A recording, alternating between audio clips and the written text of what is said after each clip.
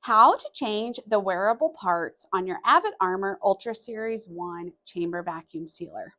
One of the benefits of Avid Armor sealers is we provide replacement parts for easy maintenance of your chamber sealer.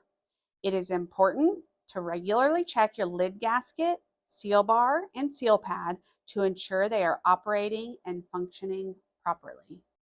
If you notice that the Teflon tape is wearing thin on your seal bar, you'll probably want to go ahead and replace it. It's super simple. All you have to do is pull up on the seal bar and it will unclick. If you turn it over, you'll notice the connection points that connect to the gold pistons in the chamber. So whenever you have your replacement seal bar, you'll just line up those connection points to the gold pins and snap it back into place. Super simple. Now, if you notice your chamber doesn't seem to be pulling a strong vacuum, it could be that the lid gasket has become too compressed and needs to be reseated or replaced. To change this, all you have to do is pull it out of the gasket channel like this, and when you go back to replace it, make sure you take notice that the fin on the lid gasket is facing outwards. So when you replace it, make sure you start with that facing outward.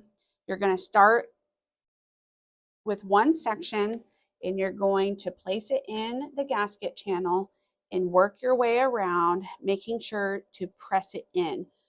Don't stretch it as you're going around because then that will make it not fit properly. So just go ahead and press it in to the gasket channel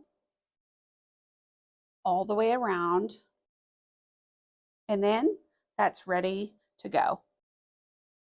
And as far as your seal pad goes, this rarely should have to be replaced. The only reason would be if it were to fall out and go missing, if it gets damaged from the heat on your seal bar, or if it gets dirty with a lot of residue that can't be cleaned, because that will make bad seals on your bags whenever you vacuum seal them.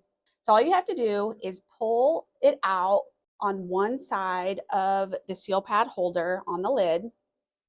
And then when you have your replacement, make sure that you pay attention to the direction that it goes back into the seal pad holder.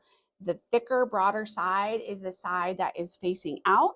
And then you're going to start on one side of the seal pad holder and you're going to thread it through back into that seal bar holder all the way across. And you might have to stretch it a little bit and release it to make sure it goes in nice and flat.